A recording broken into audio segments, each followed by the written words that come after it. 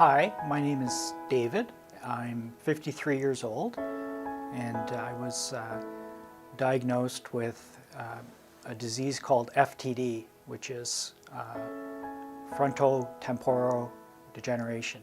And basically, it's a form of dementia, and it basically means my frontal lobe is shrinking.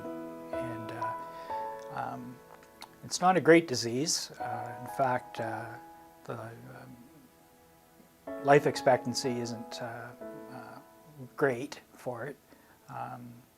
There's no cure right now, and there's really no treatment. I think a lot of people, when they hear the word dementia, they think of like their elderly grandmother that's kind of in a long-term care facility and kind of sitting in a recliner. I'm not deaf, and I'm not stupid, but I have this disease, and it's really impacted my life in many ways. Having a mild cognitive impairment is a lot like, sometimes it looks the same as you know, someone that's had a few drinks, or somebody that's maybe hungover, you know, just not as sharp and you know, able to follow 3 or 4 directions at the same time. I really cope by trying to recognize those triggers and kind of avoid them. So I'm not a big fan of big crowds anymore.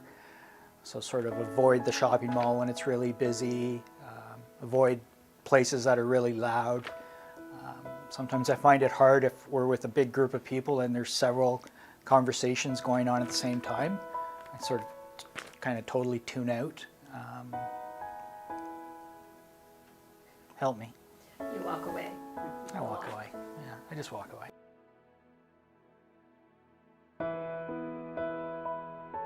Well, one of the nice things is I've lost my filter, so I kind of can tell people what I'm really thinking, and sometimes it can get you in trouble depending on what kind of social situation you're in. You know, some people take that as sort of a lack of empathy or lack of understanding, but you know, it can be probably confused for kind of antisocial behavior, which I'm sure police officers deal with all the time as a big part of their job, and you know, recognizing that as a disease as opposed to, you know, just somebody being irritated is probably a challenge. Sometimes I'll just speak out random words. I'll use the wrong word, usually connected, so I'll say apple when I should be saying orange, I'll say fridge when I should be saying microwave. My brain's trying to grab a word quickly, and sometimes I just keep going with the sentence with the wrong word. And you know, usually my wife is good and she just lets it go, but if you weren't used to that, you would look at me and think, you know, something's off with this person. They're not coherent. If I had to talk to a police officer, it would probably be best if I was in a comfortable setting, you know, without bright lights and being in an uncomfortable chair. I'd probably be more forthcoming and more relaxed and more able to communicate, as opposed to feeling anxious and agitated, where I would probably shut down and not be able to have that discussion.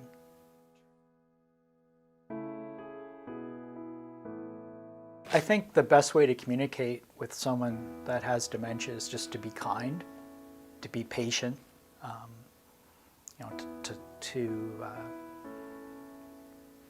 if the person is agitated, to try to remove them to a safe place. So, you know, if the person is agitated in their surrounding that they're in, sort of move them to a quieter place. But I think just being patient and kind. It's really tricky because not everyone has the same reactions, and I've noticed that from meeting other people that have various types of dementia, and including Alzheimer's. You know, some people get agitated very easily. Some people can't, if they hear a command, so if a police officer gives them a command like walk over there and sit down on the sidewalk and take your wallet out, they might start walking and keep walking, right? Because they can't process 3 commands at the same time, and it confuses them. So it's I think education of you know, emergency responders, police officers, firefighters is essential to recognize that you know, there's a lot of people out there that are struggling with this, and it's not all memory loss. It's not all old people with Alzheimer's that, you know, you wouldn't have a conversation with because, you know, they're not going to respond at all.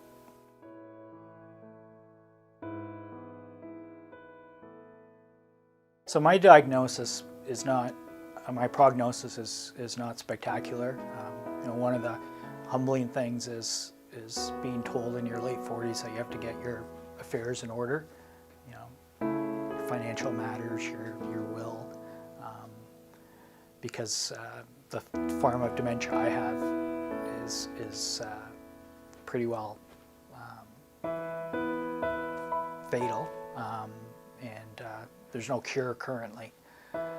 So it's you know, it's a bit like the death sentence.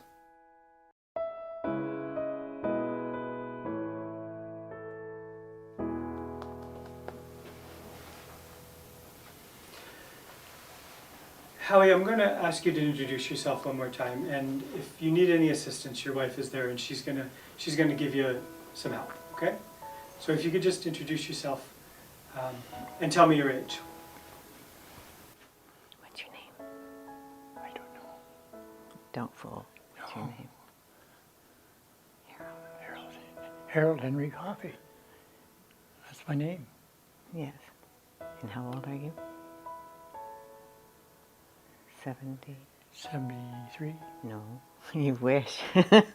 79. 79? Yes. Oh, I gotta go home. Tell me a little bit about yourself. Well, she's telling the truth. There's 79. What did you do for a living? Quite a few things. What were they?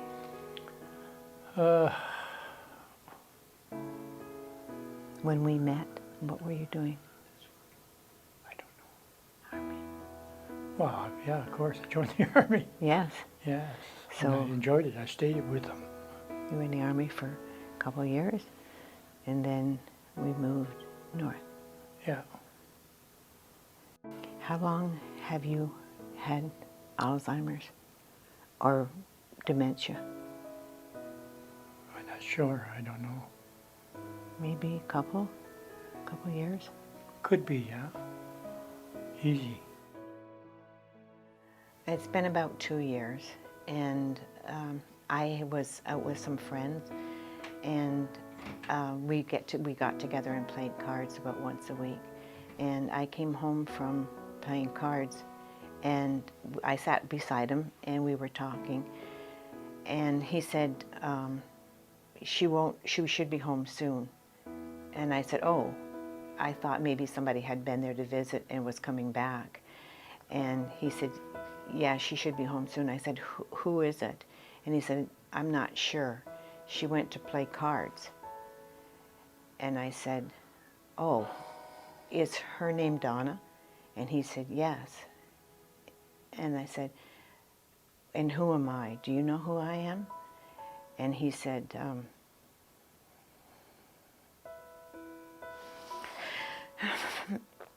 he said, I don't know who you are, but you're important to me.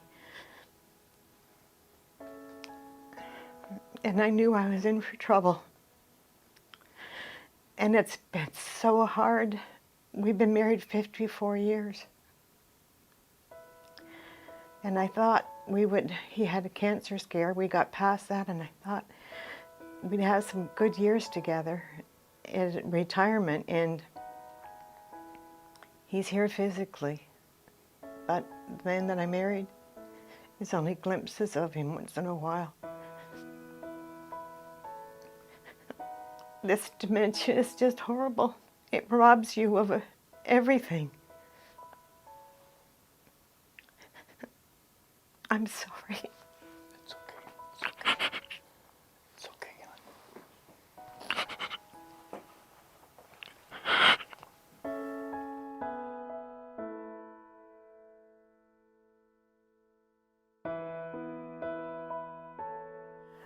I try to talk to Howie about how he feels inside about it, but I don't think he can find the words to express it anymore. When you think about the dementia and how it's affecting you, what is your greatest fear of Losing having? out on it. No, Is what? losing Losing what? the grab. Like if I try to remember what dementia. I try to remember that, but I don't. I can't. I know. My greatest fear is that he'll look at me and not know who I am. Oh, don't say things like that. We've been together too long.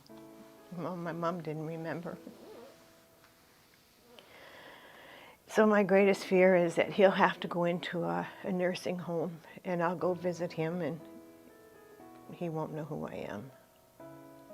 No, don't say things like that. I hope that doesn't happen.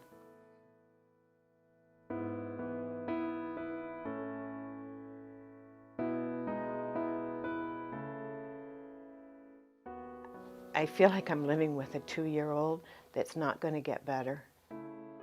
It's a constant struggle to know, to help him keep his independence, but keep him safe. You're walking on a tightrope all the time. If you were out walking, this is my fear for you. If you were out walking and you didn't remember where you were, if a police officer came up to you, what would you want him to say to you to find out what your problem is? I would ask him quite clearly, I think I'm lost and I need somebody to help me find my way back. Or What if it wasn't a police officer? What if it was just somebody on the street and they thought maybe you were drunk or you were on dope? How would you feel about well, that? they won't find that out. No, but you would want them to be gentle?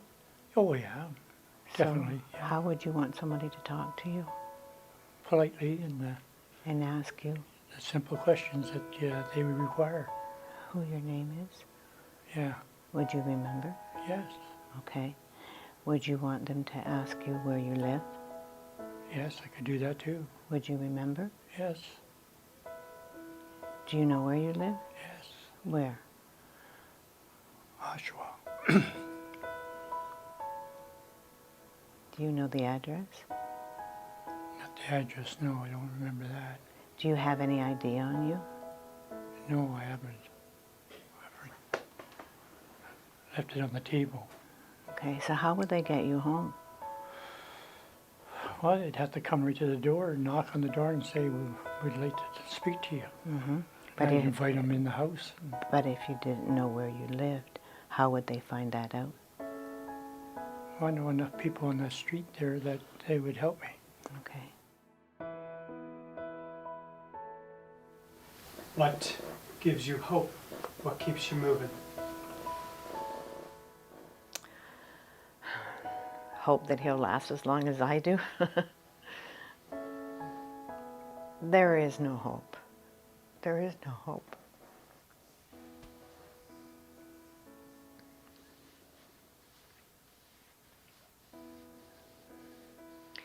We just make every day count. That's all you can do. If today is a good day for him, then it's a real good day for me. If he's forgetful and doesn't remember things, that's okay too. I mean, you live with what you've got, right?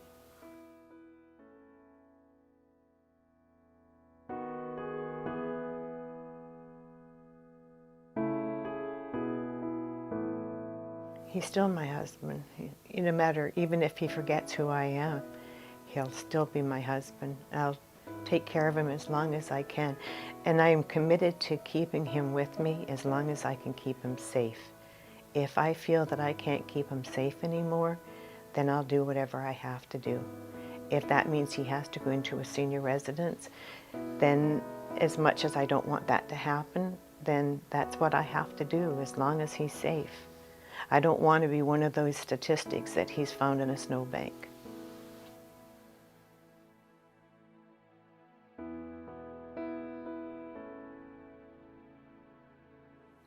How do you feel most days? Pretty good now. You feel happy or sad? A lot better, yeah. A lot better. Happy or sad? Happier. Good. Good. That's the main thing. He feels happy.